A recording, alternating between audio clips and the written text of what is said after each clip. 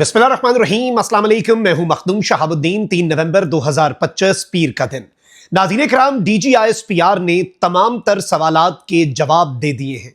एक जानिब तो दहशतगर्दी के खिलाफ जंग, तालिबानी रिजीम के साथ होने वाली जंग के दौरान अफगानिस्तान की साइड पर कितना नुकसान हुआ, पहली मर्तबा बाज़ाब्ता तौर पर ऑफिशियल फिगर्स जारी कर दिए गए हैं।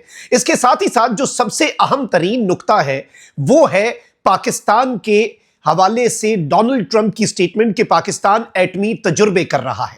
और कुछ दिन पहले बलूचिस्तान की फजाओं में आपने कुछ कंट्रेल्स देखे होंगे।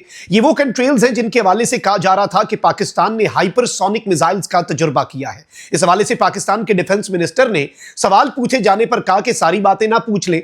तो जब ये सवाल DGISPR से पूछा गया तो उनका क्या जवाब था? गजा में पाकिस्तान की फौज के जाने के हवाले से पाकिस्तान की मिलिट्री का मौकिफ क्या है? इसके साथ ही साथ कुछ और इंतहाई अहम तरीन सवालात जो इस वक्त हर पाकिस्तानी के जहन में उभर रहे हैं। एंड स्पेसिफिकली इंडिया इस मर्तबा पानियों में जंग क्यों करना चाह रहा है, इस हवाले से भी, और पाकिस्तान की इंटेलिजेंस क्या कहती है इंडिया के अगले फॉल्स फ्लैग के हवाले से, वो डिटेल्स भी आपके सामने रखता हूं। अगर अभी तक आपने इस वीडियो को लाइक नहीं किया तो लाइक जरूर कर दें, कमेंट सेक्शन में पाकिस्तान जिंदाबाद का नारा जरूर लिखें, और जिन लोगों ने चैनल को सब्सक्राइब नहीं किया उनसे मेरी यह दरखास्त है कि चैनल को भी लाजमी सब्सक्राइब कर लें। नाज़रीन किराम, अब से कुछ देर पहले एक गैर रस्मी मुलाकात हुई है GHQ में, ISPR हेडक्वार्टर्स में। और ये जो ISPR डायरेक्टरेट के अंदर मुलाकात हुई, इसमें पाकिस्तान के कुछ सीनियर और कुछ नामवर सहाफियों को मदऊ किया गया। इस मुलाकात के अंदर मैं भी शामिल था और ये मुलाकात गैर रस्मी मुलाकात थी director general inter services intelligence lieutenant general Ahmed Sharif Chaudhry के साथ। और एज ए जर्नलिस्ट जब आप ऐसी मुलाकात में जाते हैं तो फिर आपकी नजर होती है खबर पर, क्योंकि आप खबर की तलाश में ये इंटरेक्शंस करते हैं। तो बहुत से सवालात हुए, बहुत तवील नशिस्त रही, 3 घंटे से ज्यादा ये सेशन चला, बड़े ताबड़तोड़ सवाल और जवाब। और स्पेसिफिकली जब ऑफ द रिकॉर्ड मुलाकात हो रही होती है तो फिर बहुत सी कैंडिड बातें भी होती हैं। मैं सारी डिटेल्स एक एक करके आपके सामने रखता हूं। सबसे पहले नाज़रीन इकराम, मैं आपको ये बताऊं कि पाकिस्तान की अफवाज ने अभी तक 2025 में जो काउंटर टेररिज्म के ऑपरेशंस किए हैं, पहले उनके फिगर आपको दे दूं, क्योंकि दहशतगर्दी के खिलाफ जंग इस वक्त पाकिस्तान की सबसे बड़ी जंग है। सबसे पहले तो उन्होंने बताया कि इस वक्त ओवरऑल 2025 में अभी तक 62,113 ओवरऑल जो इंटेलिजेंस बेस्ड ऑपरेशंस हैं वो हो चुके हैं। इसके अंदर दहशतगर्द जो मारे गए हैं अभी तक वो 1667 जो हैं दहशतगर्द जो हैं वो मारे गए हैं। और इन 1667 दहशतगर्दों में से 128 अफगान दहशतगर्द जो हैं वो कंफर्म्ड अफगान शहरी थे। और जो IBOs कंडक्ट किए गए हैं, अगर आप उन्हें दिनों पर डिवाइड करें तो आपको पता चलेगा कि ऑन एन एवरेज एक दिन में अभी तक 2025 में पाकिस्तान की अफवाज ने एक दिन में on an average 208 intelligence based operation जो है वो कंडक्ट किए हैं। इंटरेस्टिंगली जो 62,000 टोटल IBOs हैं उनमें से 11,000 के करीब खैबर पख्तूनख्वा में, जबकि ऑलमोस्ट 50,000 के करीब जो हैं वो बलूचिस्तान के अंदर कंडक्ट किए गए। इसके साथ साथ नाज़रीन इकराम, जो शहादतें हैं उनका फिगर भी दिया गया। खैबर पख्तूनख्वा के अंदर तकरीबन 599 और बलूचिस्तान के अंदर 469 जो सिविलियंस और आर्म फोर्सेस के लोग हैं, पाकिस्तानी हैं, उन्होंने दहशतगर्दी के खिलाफ इस जंग में जामे शहादत नोश किया। इसके अलावा DGISPR ने जो सबसे इंपॉर्टेंट बात की और जो क्रक्स था आज की इस मीटिंग का, वो था पॉलिटिकल क्राइम टेरर का नेक्सस। नेशनल एक्शन प्लान में भी इसका जिक्र किया गया है। होता यह है कि मकामी जो वॉरलॉर्ड्स होते हैं, जो मकामी ड्रग माफिया होता है, वो मकामी सियासतदानों की भी पुष्टपनाही करता है, उसमें से हिस्सा दिया जाता है। अगर सिर्फ वादिय तीरा और खैबर की बात की जाए तो वहां पर 12,000 एकड़ पे मनशियात जो है वो वहां पर काश्त की गई हैं। और जो वहां पर मुकम्मल तौर पर कल्टिवेशन या ज़राअत होती है उसका 45%, इतने बड़े लेवल पर। और एक एकड़ में 18 से 25 लाख का फिगर बताया कि एक एकड़ में 18 से 25 लाख का मुनाफा होता है।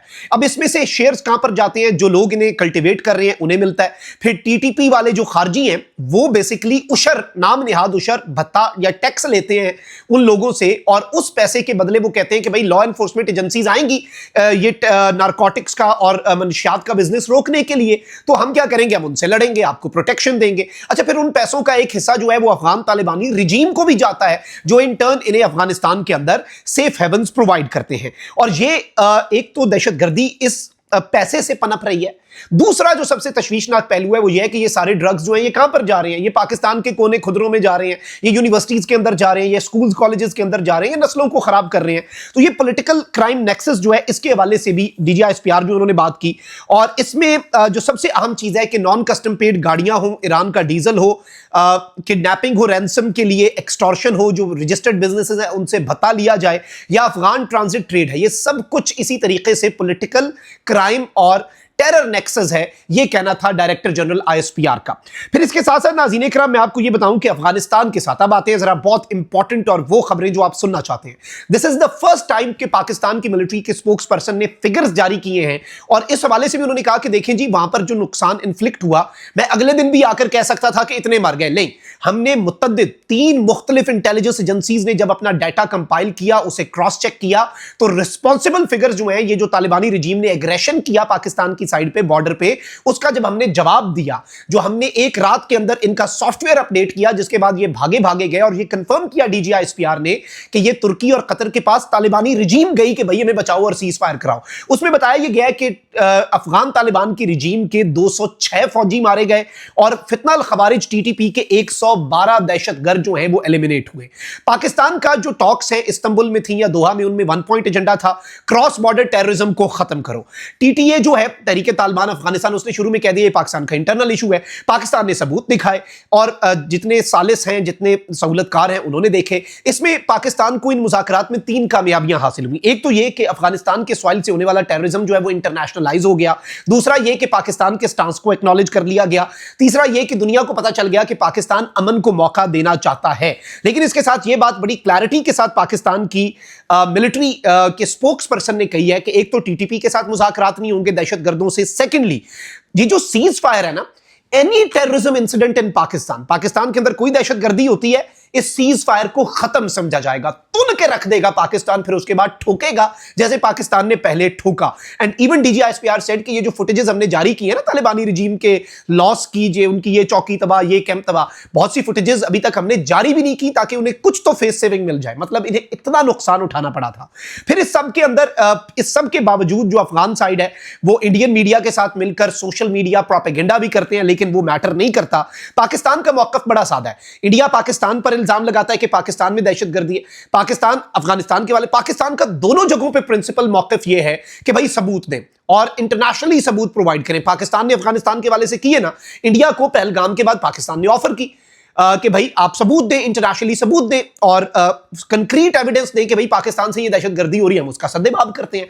वो ऑफर आज भी मौजूद है। लेकिन इसके साथ ही साथ इंडिया के हवाले से DGISPR ने ये जरूर कहा कि ये जो अभी पिछले दिनों एक मल्लाह पकड़ा गया है और उसने समुंदर के रास्ते ये वर्दियां मंगवा रहे थे, ये एक फॉल्स फ्लैग की तैयारी कर रहे हैं और इस मर्तबा पाकिस्तान की मिलिट्री को ये लगता है कि डीप सी के अंदर, गहरे समुंदरों के अंदर बेसिकली भारत जो है वो जंग करेगा।